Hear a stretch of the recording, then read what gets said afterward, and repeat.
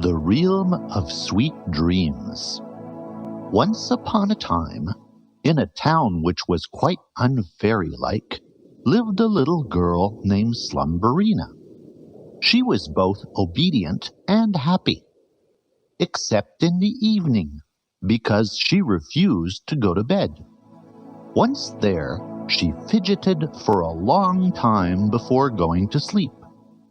In the morning, her mother and father always asked their daughter what she saw while she was asleep. But Slumberina could never remember what she dreamed about. "Oh, I slept for nothing," sighed the girl. Her mother hugged and comforted her. "Maybe it's better that way.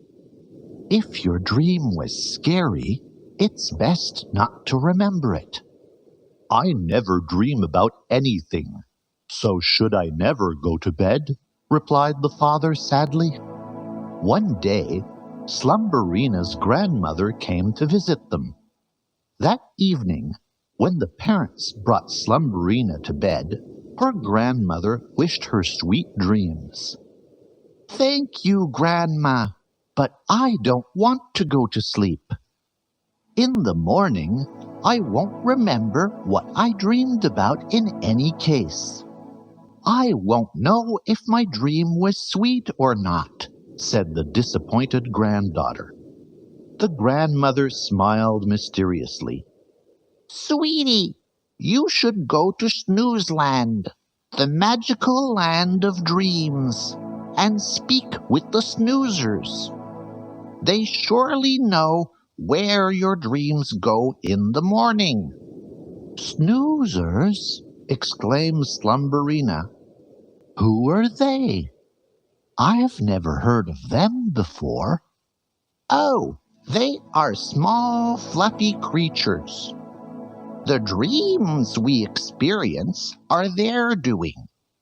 When nighttime envelops the world, millions of snoozers gather reverie pollen and visit those who are asleep." "And what does this pollen do?" Slumberina became quite inquisitive. "If one believes the legends, snoozers come to our homes while we sleep and sprinkle us with reverie pollen. We inhale it and experience dreams." "Great! But how do I get to Snoozeland? If it's far away, my parents won't let me go." "My dear," smiled her grandmother, "this land is both far away and nearby at once. Close your little eyes and go to sleep. You can only go there while you're asleep." Slumberina kissed her grandmother, adjusted her pillow, and climbed into bed. She was eager to see the Snoozers and their magical land. So she dozed off immediately.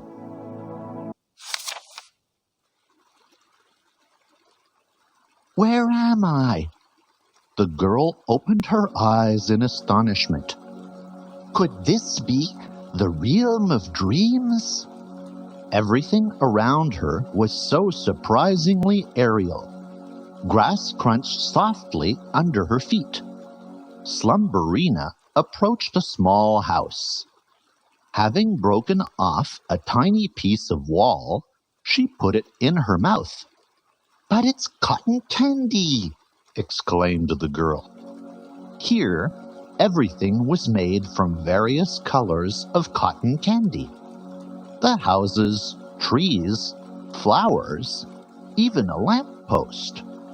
Slumberina loved cotton candy, but her parents rarely allowed her this delicacy. Her father said that sweets damage one's teeth, and her mother that it ruins one's figure. But this was a dream, which meant that neither figure nor teeth would suffer. Slumberina began to taste everything. Soon there was nothing remaining that the girl had not taken a bite from. Everywhere were traces of her tiny teeth. Slumberina was stuffed with cotton candy. She flopped onto the soft, sweet grass. However, all these sweets had given the girl a terrible thirst. Where could I quench my thirst here? Slumberina barely had time to ponder over this that she was gliding along in a small boat on a multicolored river.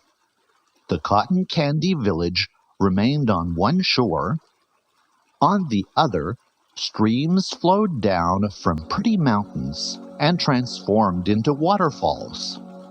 Each waterfall had its own color.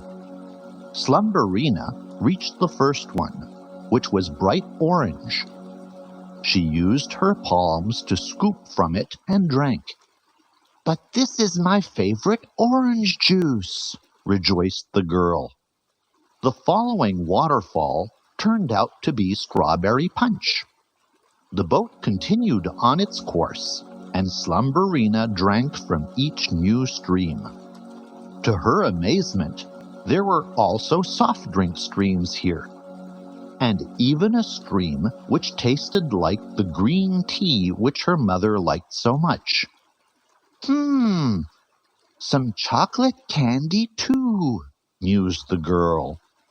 At that very moment, her boat landed on a shore covered with smooth, shiny pebbles. Slumberina climbed out onto the shore and picked one up. A moment later, the pebble began to melt in her hand. Traces of chocolate remained on her fingers. My goodness! Every pebble was unique. Some made of milk chocolate, others of dark chocolate. The pebbles containing nuts and fruit filling were Slumberina's favorites.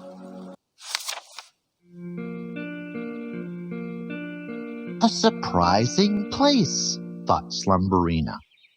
I wonder who would know how to get to Snoozeland. She had had her fill of this sweet world. At that very moment, the girl found herself in a forest. Slumberina tried to chew the leaves of a tree, and even sunk her teeth into a branch. But the forest was a real one. The leaves and branches weren't at all tasty. "I've never seen a human who eats trees," a voice remarked. Slumberina turned around and saw a peculiar, stout, scarlet-blue creature. It looked like a rather cute stuffed animal that one would want to fondle and hug. "I don't eat trees.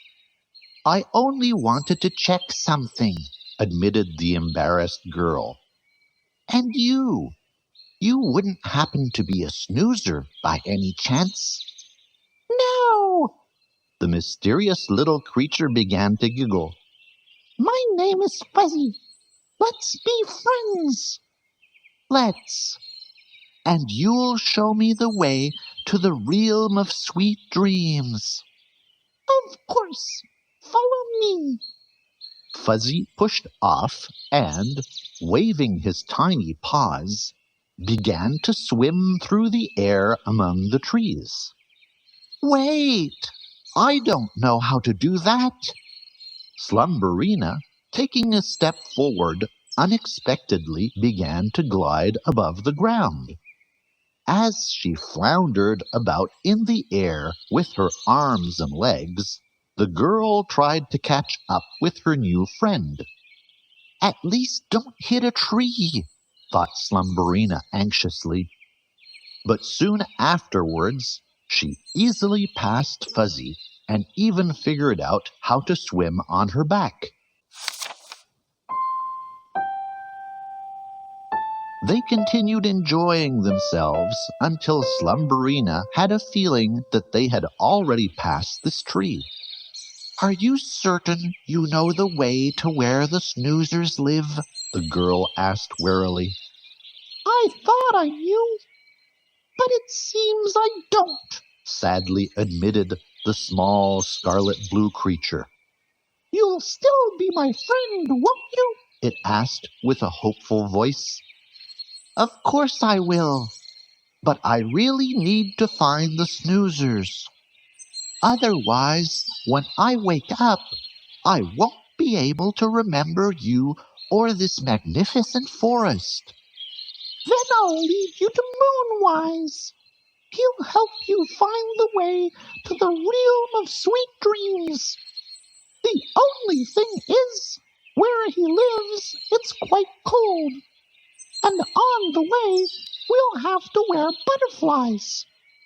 Why butterflies? Slumberina was puzzled.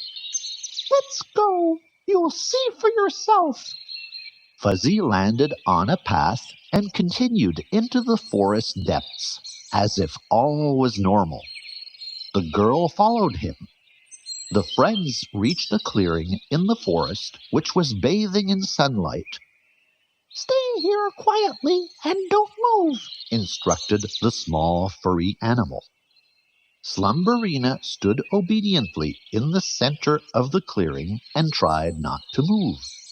Soon afterwards, tinkling all around her, were millions of brightly multicolored butterflies which launched themselves from the forest vegetation. How pretty! The girl couldn't help herself.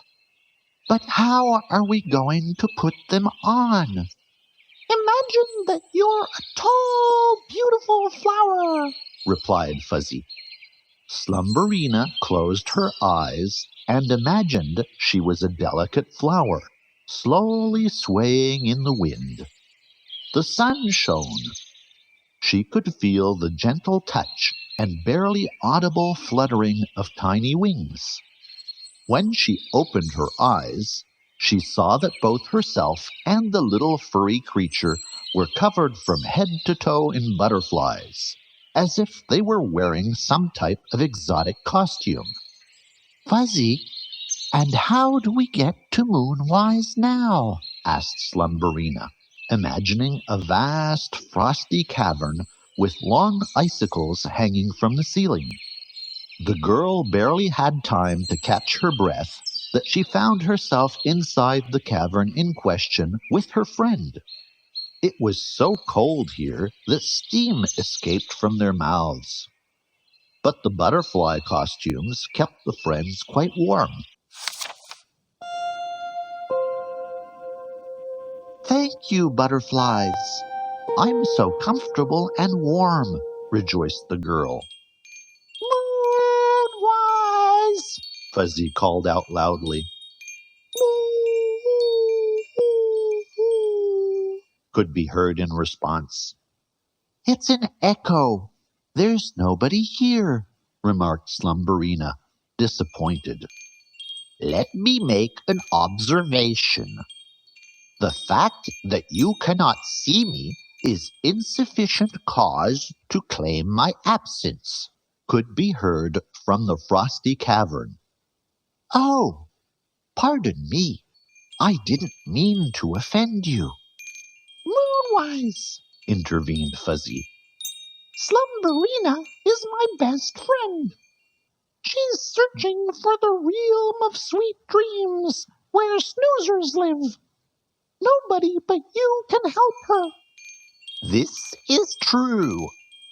None know how to reach it, not even myself, stated Moonwise. So I'll never find Snoozeland. And when I wake up, I'll forget Fuzzy, you, Moonwise, and this magnificent butterfly costume, the girl concluded sadly. The small furry animal sniffed along with her. I said no such thing, replied Moon, tinkling the icicles. Did you fail to notice that as soon as you think of something or wish for something, it immediately comes true since this is your dream? All will be as you desire. It was true. The cotton candy town, the waterfalls made of various beverages, and the chocolate-sprinkled shore, all were the girl's desires. Followed by the forest with the furry Fuzzy, the flight above the trees, the clearing where Slumberina imagined herself as a delicate flower, to then dress up in a multicolored butterfly costume. And finally, Moonwise in the frosty cavern. Slumberina realized that as soon as she wished it, she would find herself in the land of the Snoozers, since in a dream, all her wishes would come true. The girl began to imagine what Snoozeland might possibly look like. Leaving Fuzzy behind with Moonwise, she flew to a large tree where instead of leaves sat tiny fluffy balls with eyes. "Here they are, the Snoozers!" exclaimed the girl. "Hello, Slumberina," one of them greeted her. "You know me?" The girl replied, astonished.